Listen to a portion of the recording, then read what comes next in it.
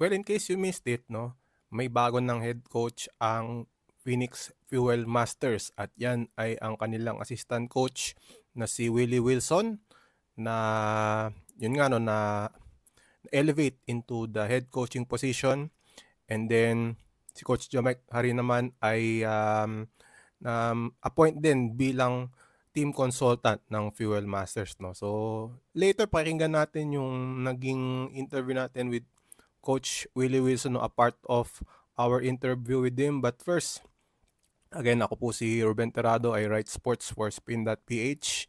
At salamat sa inyong panonood sa ating YouTube channel. And again, ito nga yung latest, no, pagdating sa coaching ng sa PBA with Willie Wilson taking over sa Phoenix Fuel Masters, no. And you can see yung statement ng team. At sabi nga nila, management believes that Coach Willie will be a good fit for the team as it continues to pursue more success in season 50, no. And Coach Willie Wilson, no, rose from the ranks. He once played for Phoenix, as you can see in his career highlights, no. He was the assistant coach for the Fuel Masters from 2020 to 2025. And then naging coach din siya for Limitless Up Masters during the PBA 3x3 kung saan nagkaroon siya ng championship, no. I believe nanalo siya ng 1 championship para sa Limitless Up Masters sa PBA 3x3, no.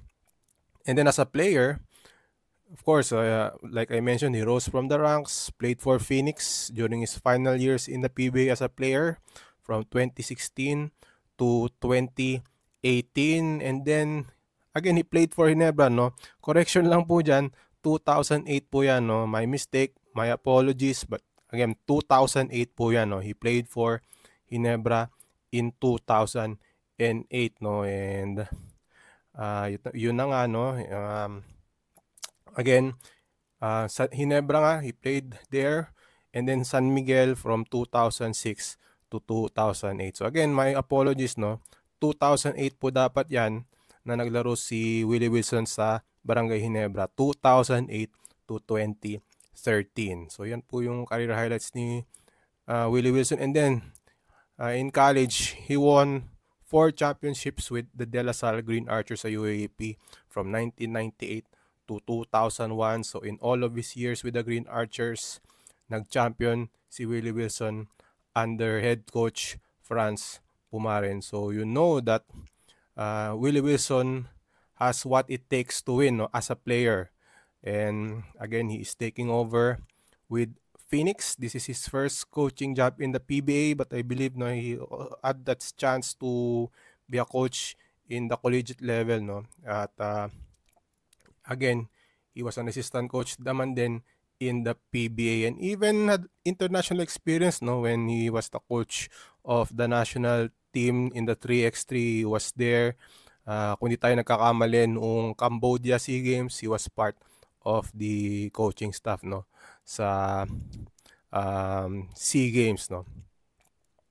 And then let's listen in, no. Ito nga yung nababanggit natin na part of our interview with Coach Willie Wilson, where he said na he will take a collaborative approach, no, with Phoenix. And sabi nga niya, he will let also his assistants to draw up some plays. Don't be surprised daw if sometimes yung assistant coaches niya yung magdo-draw up ng mga plays during timeouts. But again, let's listen in to Coach Willie Wilson, no, in a part of our interview with him recently.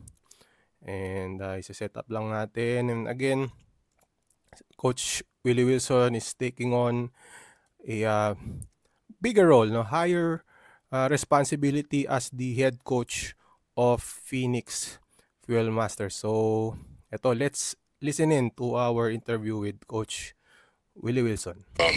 We're more than just colleagues. We're friends. So for this to happen, I'm stepping into the coaching role, and Coach Mike is stepping into the consulting role. It's, you know, it's a shock and it's an adjustment, and but obviously it's an amazing opportunity. And there's only 12 spots for professional head coaches in the PBA. So it's not lost on me the what's the word I'm looking for?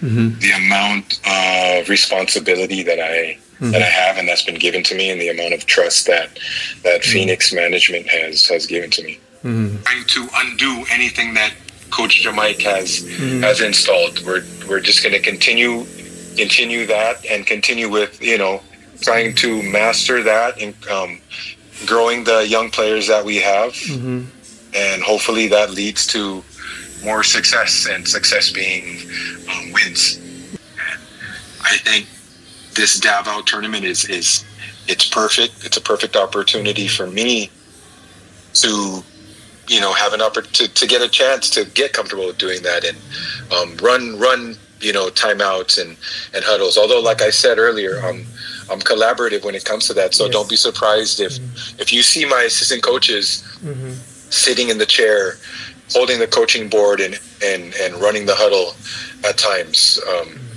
because I always feel like there is more than one right way to do certain things, and I don't have all the answers. I'm not Tim Cohn or Trot Reyes or Coach Leo Austria. I'm starting out. And obviously, I'm going to allow my assistant coaches also to grow alongside me, and then I'm going to put them in position to become more valuable and gain more experience. All right, that was Coach Willie Wilson of the Phoenix Fuel Masters, where nabanggit nga niya na he will take a collaborative approach when it comes to coaching itong Phoenix Fuel Masters. Sabi nga niya, huwag kayong magugulat kung minsan ang assistant coaches niya yung magkokrokis during timeouts. And again, he trusts yung kanyang mga coaching staff in also leading the team with him, no? And nabanggit nga rin niya na his first test will be in the upcoming Cadayawan tournament in Davao, no? Where maglalaro din yung kanilang Phoenix team alongside fellow PBA teams Blackwater, Converge, and NLEX. So abangan din natin yan, no? Yung mga laro sa Cadayawan Invitational Tournament, where Coach Willie Wilson will take the cudgels, no? Will call the shots for the Fuel Masters in that packet tournament in Davao City. So yun po yung latest sa Phoenix with Coach Willie Wilson, now the head mentor of the Fuel Masters. Anong tingin nyo doon sa ginawa ng Phoenix to give Willie Wilson the cudgels, no? And giving the head coaching job with the Fuel Masters? Anong tingin nyo doon? Will this be turnaround for Phoenix? Kasi during the 49 season, hindi sila nakapasok sa playoffs. And can Willie Wilson turn things around sa Phoenix? Anong tingin nyo dun sa question na yun, no? Is he a right fit as a coach of Phoenix? Comment down below kung anong tingin nyo dun, no? And let us know kung ano ang inyong opinion with regards to this appointment of Willie Wilson as the head coach of Phoenix. So thank you for watching our video about the latest news with the Phoenix Fuel Masters. Again, I'm Ruben Terrado. Please consider subscribing to our YouTube channel for more news about the PBA and as well as other sports, no? And we will see you next time in our next video. Thank you for watching.